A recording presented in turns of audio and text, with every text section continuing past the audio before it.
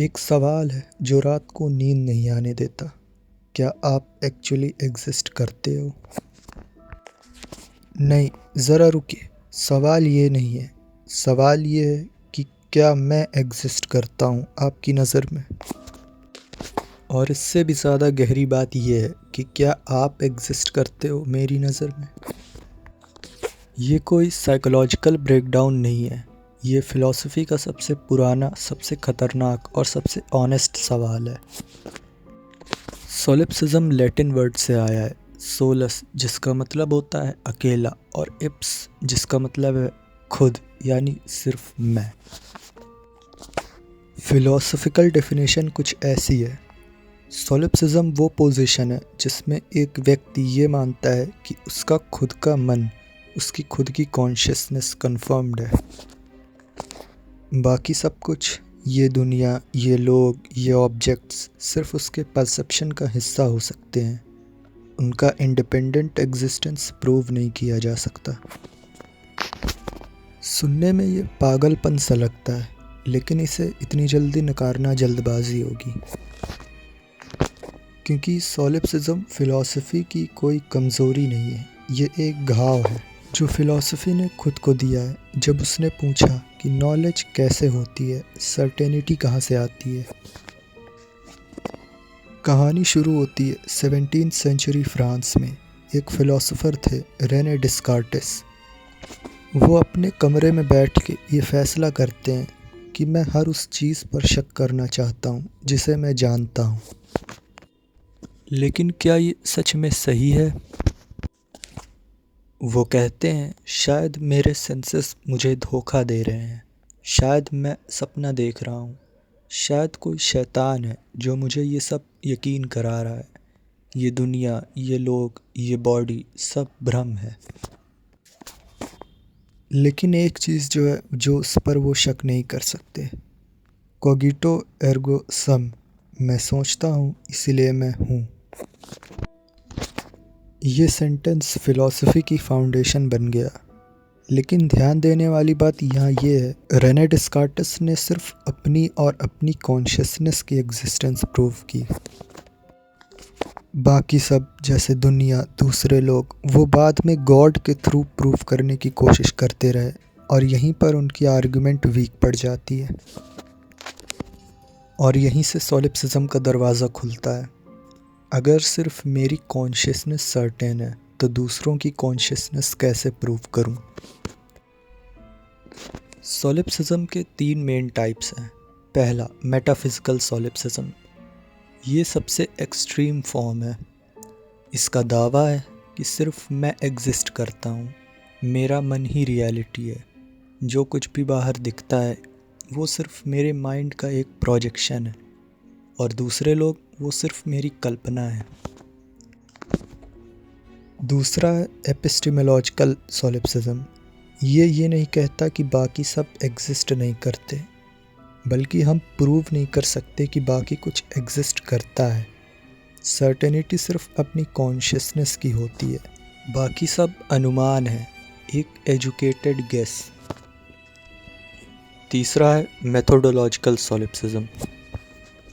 ये एक फ़िलॉसफ़िकल मेथड है जो साइकोलॉजी और कॉग्निटिव साइंस में यूज़ होता है, जो कहता है कि एनालिसिस के लिए सिर्फ अपने मेंटल स्टेट को स्टार्टिंग पॉइंट मानो। ये तीनों ही टाइप्स एक दूसरे से अलग हैं, लेकिन तीनों का एक ही मेन सवाल है कि मुझे कैसे पता कि बाकी सब रियल है।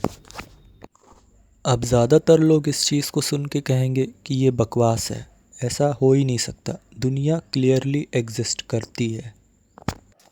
वो कहेंगे कि हम एक दूसरे को देख सकते हैं, छू सकते हैं।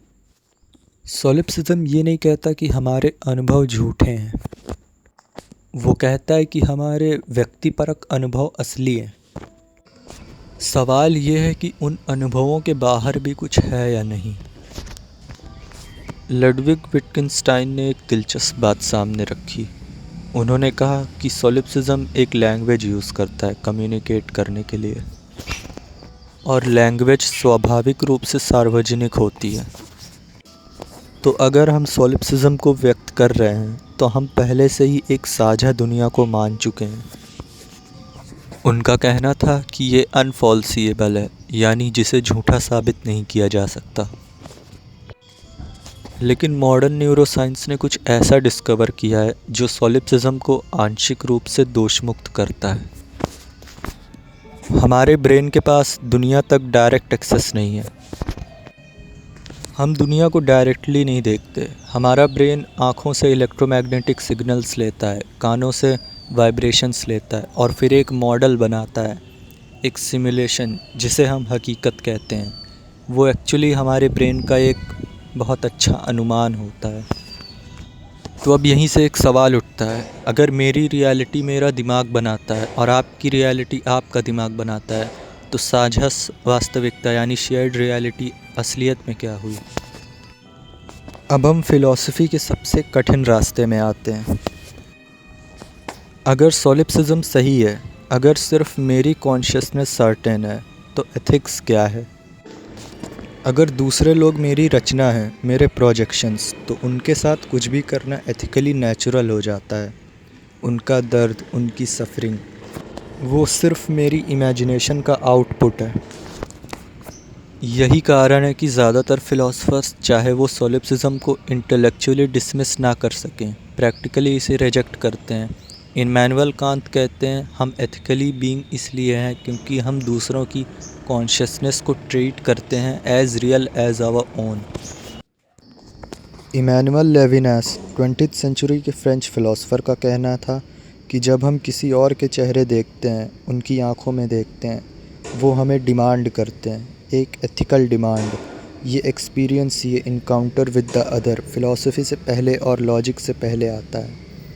शायद सॉलिप्सिज्म का आंसर इंटेलेक्चुअल नहीं है, शायद वो इमोशनल है, या शायद एक्सपेरिमेंटल।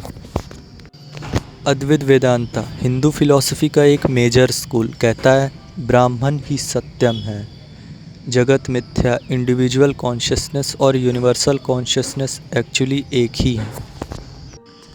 सुनने में ये सॉलिप्सिज्म जैसा लगता है, लेकिन इसमें फ़र्क है। सॉलिप्सिज्म कहता है मेरी कॉन्शियसनेस ही रियल है। अद्वैत वेदांता कहता है जो रियल है वो किसी एक की कॉन्शियसनेस नहीं है।